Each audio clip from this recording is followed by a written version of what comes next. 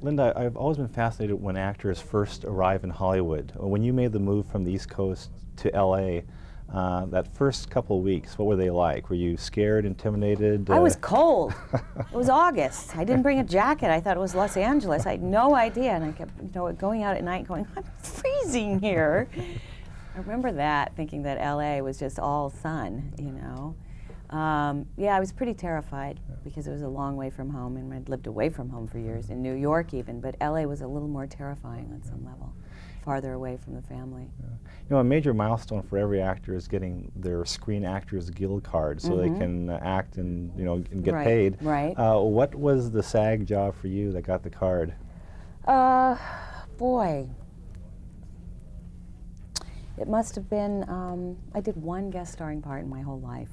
And it must have been that, because I had done a little part in New York in a movie. So, second job, you have to join the Screen Actors Guild. Pretty much, it was on Shirley. Oh, Shirley Jones? Yeah, Shirley Jones show. Oh, yeah.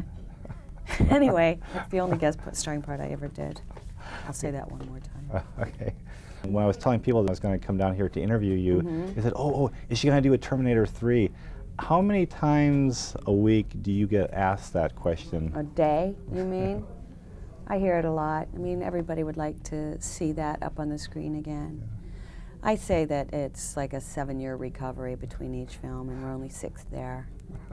And then I had to reprise it last year for the T2 3D ride, and that was just horrible. I mean, I worked for a day and a quarter, and I was shattered afterwards, you know, with the guns and, you know, the elbow and the whole thing scraped down. You know, it's like, oh yeah, I remember what Sarah Connor was like, go to sleep, Sarah.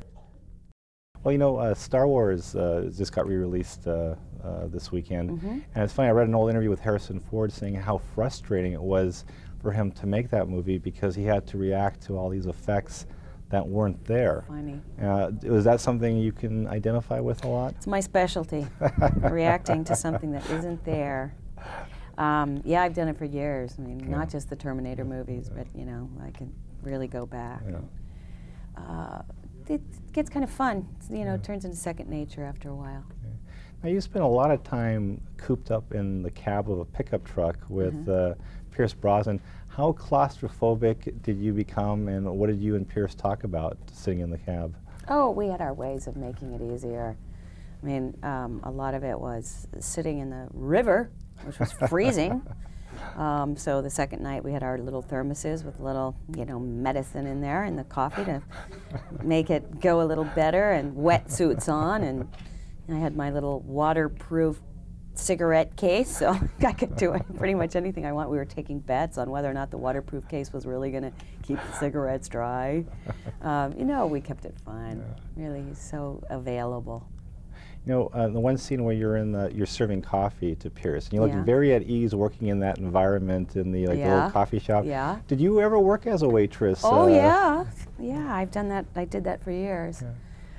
I worked actually in some coffee stores in LA and like in New York, Little Italy and stuff, long before coffee places. What are they called? They're not coffee shops, coffee bars, whatever, long before they were popular, and I waited tables for a long time. Were you pretty good at that profession? Pretty good. I mean, the moment I got really good at it, of course, I decided to end it all and just start being an actress. It's like, you know, you can't get too comfortable doing anything.